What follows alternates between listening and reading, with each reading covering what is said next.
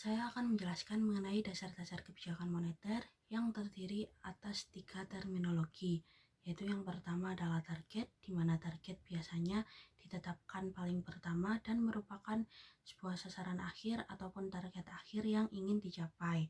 Dan target ini sendiri biasanya bersifat dinamis dan mengikuti perubahan kondisi perekonomian pada sebuah negara.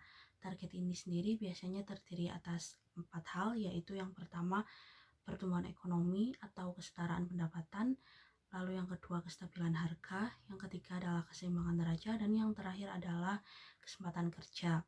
Dan biasanya keempat target ini tidak dapat dicapai sekaligus dan diakali dengan adanya strategi kebijakan ekspansif maupun strategi kebijakan kontraktif, dan bisa saja memfokuskan kepada satu hal dan hal tersebut akan menjadi maksimal ataupun memfokuskan kepada semuanya tetapi tidak akan maksimal. Lalu yang kedua adalah indikator. Indikator sendiri adalah sebuah cara untuk mengukur bagaimana target atau tujuan kita mengenai kebijakan moneter dapat tercapai. Dan indikator ini sendiri terdiri atas 2, yaitu indikator suku bunga dan indikator jumlah uang beredar, di mana biasanya indikator jumlah uang beredar akan mempengaruhi tingkat harga yang stabil dan indikator suku bunga akan mempengaruhi ekspansi moneter. Dan selanjutnya adalah instrumen. Instrumen sendiri merupakan alat-alat yang digunakan untuk mencapai indikator dan target, terdiri atas 4, yaitu pertama reserve requirement atau cadangan minimum, lalu ada operasi pasar terbuka yang menjual surat berharga Bank Indonesia, lalu ada fasilitas diskonto, dan yang terakhir ada moral suasion atau imbauan moral kepada masyarakat. Terima kasih. Assalamualaikum warahmatullahi wabarakatuh. Nama saya Muhammad Fahruddin. Di sini saya akan menjelaskan tentang transmisi kebijakan moneter. Nah, mekanisme transmisi kebijakan moneter itu menggambarkan bagaimana kebijakan moneter yang ditempuh oleh bank sentral dapat mengatur berbagai aktivitas ekonomi dan dapat mencapai tujuan akhir yang sudah ditetapkannya. Transmisi kebijakan moneter ini dipengaruhi oleh 3 faktor. Yang pertama yaitu perubahan perilaku bank sentral, yang kedua yaitu lamanya tingkat waktu sejak kebijakan moneter itu ditetapkan, dan ketiga yaitu terjadinya perubahan pada saluran transmisi moneter itu sendiri. Nah, saluran transmisi kebijakan moneter dibagi menjadi 6. Yang pertama yaitu saluran uang, saluran kredit, saluran suku bunga, saluran nilai tukar, saluran harga aset, dan saluran ekspektasi. Yang pertama saluran uang. Transmisi kebijakan moneter melalui saluran uang ini mengacu pada dominasi peranan uang dalam perekonomian, dijelaskan oleh quantity theory of money. Saluran kredit.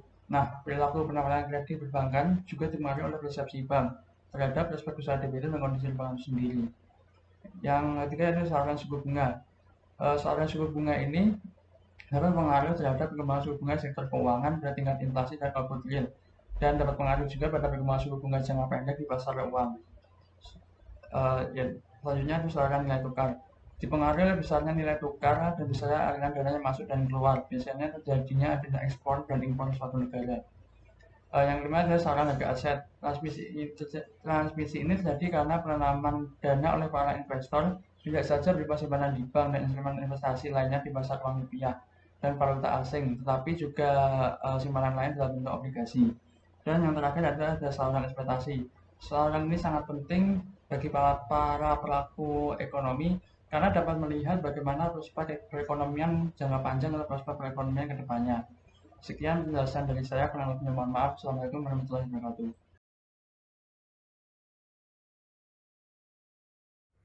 Baik, selanjutnya saya akan menjelaskan tentang mekanisme pengaruh moneter. Nah, di dalam mekanisme pengaruh moneter ini terdapat 4 efek, yaitu yang pertama ada efek substitusi, ada efek suku bunga, efek kekayaan, kemudian ada efek ekspektasi masyarakat.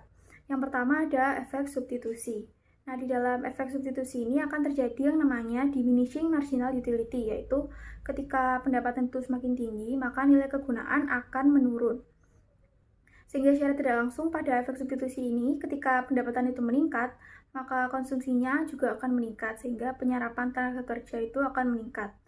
Nah, ketika penyerapan tenaga kerja itu meningkat, maka secara langsung perluasan lapangan kerja itu juga akan meningkat, yang kemudian akan menyebabkan pertumbuhan ekonomi itu juga meningkat. Nah, kemudian ada efek suku bunga.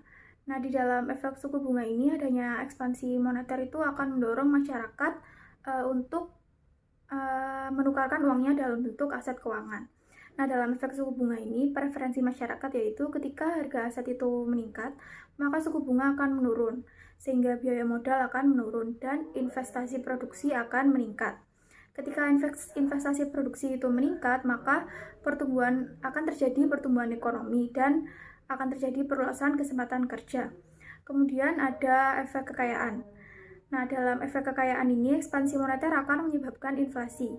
Nah, dengan adanya inflasi tadi, maka masyarakat akan semakin banyak yang menganggap ketika kekayaan itu meningkat, maka konsumsi juga ikut meningkat. Kemudian ada efek ekspektasi masyarakat. Dalam efek ekspektasi masyarakat ini, apabila masyarakat itu berekspektasi bahwa inflasi itu akan meningkat, maka masyarakat akan mengkonsumsi lebih banyak. Nah, ketika konsumsi masyarakat ini meningkat, sehingga akan menyebabkan permintaan itu juga akan meningkat, yang kemudian akan mengakibatkan kapasitas produksi itu meningkat, sehingga pertumbuhan ekonomi juga ikut meningkat.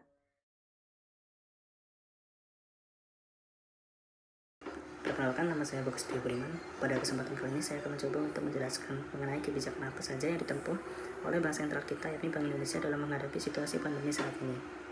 Pandemi COVID-19 yang telah masuk ke Indonesia sekitar bulan Maret tahun 2020 telah memberikan banyak dampak negatif terhadap berbagai sektor di negara kita, mulai dari sektor perekonomian, sektor sosial, sektor kesehatan, dan juga sektor-sektor lainnya, di mana sektor perekonomian ini juga menjadi salah satu yang paling terdampak selain sektor kesehatan. Dengan adanya kebijakan social distancing yang diterapkan oleh pemerintah, mengharuskan masyarakat untuk menjaga jarak antar satu sama lain, yang mengakibatkan kegiatan perekonomian pun menjadi melambat. Ditambah dengan daya beli masyarakat yang sudah menurun, dan perusahaan-perusahaan yang terpaksa untuk mem-PHK para pekerjanya, yang dimana itu menambah pengangguran. Situasi pandemi masih belum diketahui ini pun juga turut ikut serta dalam melemahkan bidang investasi. Dalam merespon dampak yang dirasakan pandemi terhadap perekonomian, maka Bank Indonesia telah menentukan berbagai langkah untuk pemulihan perekonomian. Antara lain adalah sebagai berikut. Yang pertama, BI telah meningkatkan intervensi di pasar keuangan yang bertujuan agar nilai tukar rupiah dapat bergerak stabil sesuai fundamental dan mengikuti pasar. Kedua, BI menurunkan rasio giro wajib minimum valuta asing bank-bank umum konvensional yang sebelumnya 8% dari DPK sekarang menjadi 4% dari DPK. Diperkirakan penurunan ini akan meningkatkan likuiditas valuta asing di perbankan yang jumlahnya sebesar 3,2 miliar US dollar.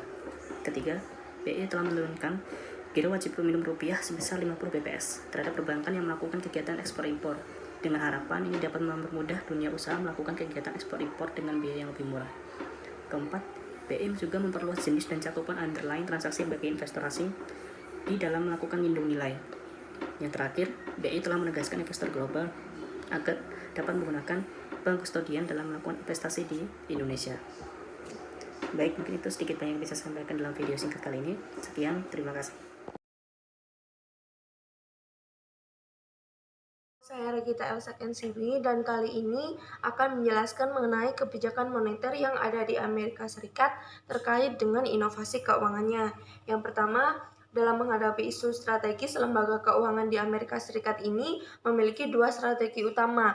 Yang pertama yaitu spesialisasi, yaitu di mana lembaga keuangan ini cenderung fokus hanya pada suatu jasa yang nantinya akan dijadikan produk. Dan yang kedua yaitu diversifikasi, yaitu adanya penganekaragaman jasa yang nantinya akan dijadikan produk-produk keuangan.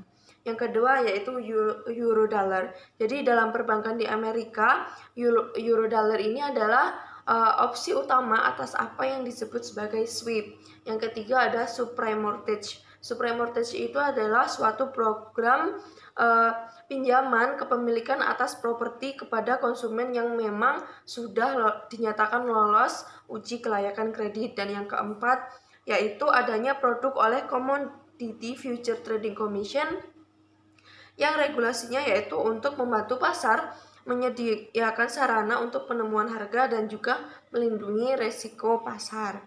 Lalu yang selanjutnya mengenai suku bunga. Jadi ketika di Amerika ini terjadi krisis keuangan, Bank sentral di Amerika ini cenderung untuk menurunkan suku bunga. Tujuannya apa? Untuk merangsang pertumbuhan ekonomi supaya bangkit dari keterpurukan.